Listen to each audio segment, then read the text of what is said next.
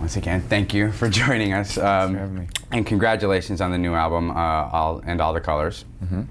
Now, before you did this particular album, you took some time off to release an album on your own label. Is that right? Hablador Records? Yeah, I started Hablador Records. I had left Capricorn, which was the label I was on for my first couple. Mm-hmm. And in the interim, when we were looking for a place to put what was going to become this record, I had about a year and a half. I figured the lawyers would take a lot of time. So I started my own label, released a record, did everything that you can never get away with on a major label, right. And had a blast. Was it liberating to have all the control yourself when you're going into the studio and have no one stepping in and giving you their? It was great. It was great. You know, I mean, I did. It's just great to have no boundaries on what you're doing. And I did everything. I used every instrument I knew how to play. I didn't worry about singles. I didn't have to worry about answering to anybody going, where does this fit, what format? And that's right now the way things are formatted and how just ridiculously compartmentalized everything is. It was really liberating. Oh. And what about this new record now with the new label with Koch? Well, the record is definitely more focused. I mean, that's the nature of making a record when other people are investing in it. But you know, they have to figure out where it goes, and in my opinion, you know, it goes in the Ian Moore section. Right. That's about it. But you know, it's more of a pop record than the last one. The last one was more of a, I call it my rootsy Guided by Voices record. It was all over the place. Now, you've had a lot of success at a very young age. Does that put undue pressures on you when you go back into the studio to record? I think that the most difficult thing with the success that I've had is just that, you know, I just feel like my records are starting to be okay. I can't listen to my first record. I hate it.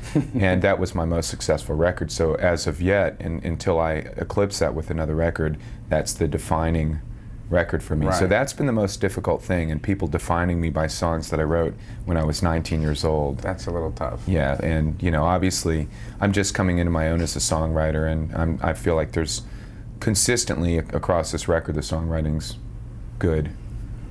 Now, you call Austin is your home, right?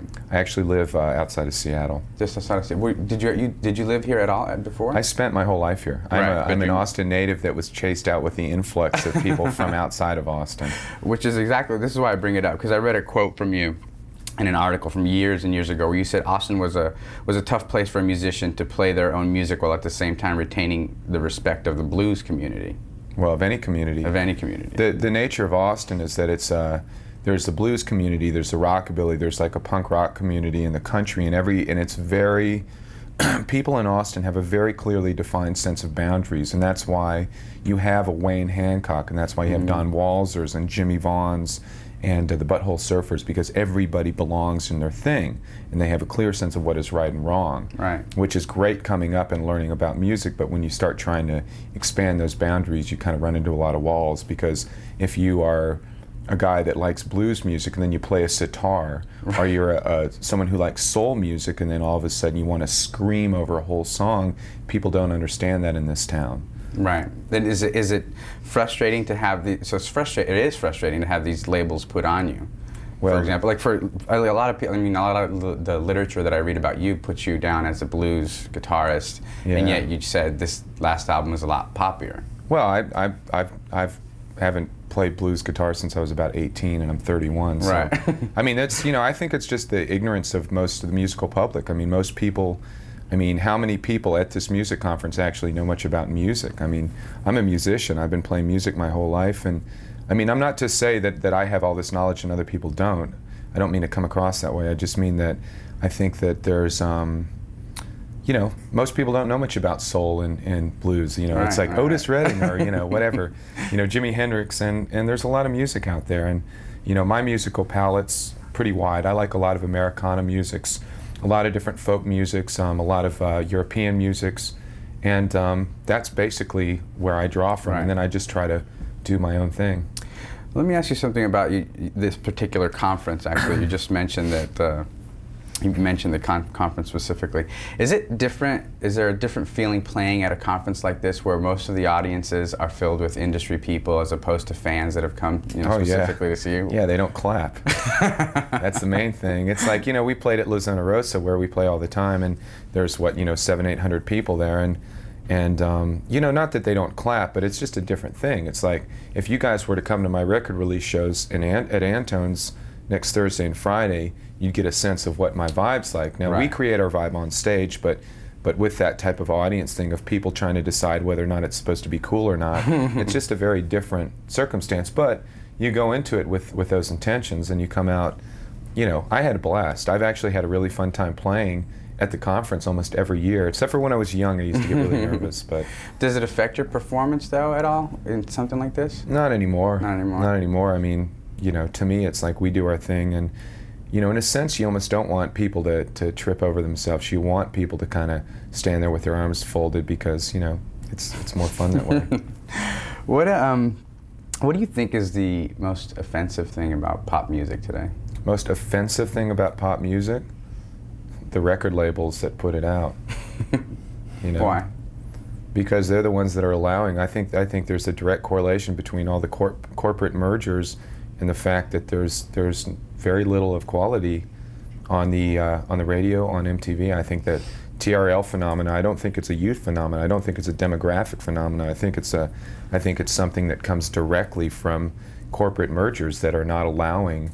The more you merge, the more people that get fired, the more you have people that you know, there's like, what, how many, 3 labels right now? Mm-hmm. You know, of course you're going to have Britney Spears or whatever, you know, of course you're going to have that because, you know, it's the lowest common denominator. It's the easiest thing to break. You know, you get some tits and an ass, and you get someone that's singing songs that are non-threatening, and there you go. It works. Do you think the industry will take a change? Will it come back? I think the internet is a big part of that. I think the new upstart of labels like Koch and Artemis and some of the other ones are the wave. I think what's going to happen is all these labels are signing bands that are playing music, and right now it's a very difficult time for a band that's playing music. But I think there's going to be a wave of things, just like there was in the early 90s when there was the Interscopes and they started farming out all these bands that were on indie labels, and all of a sudden there was this revolution and the music industry was like taken by surprise, and for about 2 years it was glorious, and then it went back into the same thing. So it is cyclical, you think? I have faith, you know. I have faith. I mean, you know, the thing is that a lot of bands, I have a huge touring base, a lot of my friends have big touring bases, and that speaks to something. We can go out on the road and survive with or without the industry. Right. And the industry definitely helps, makes it easier, we make more money, but we exist. So I guess people are just laying and waiting for the right opportunity right now.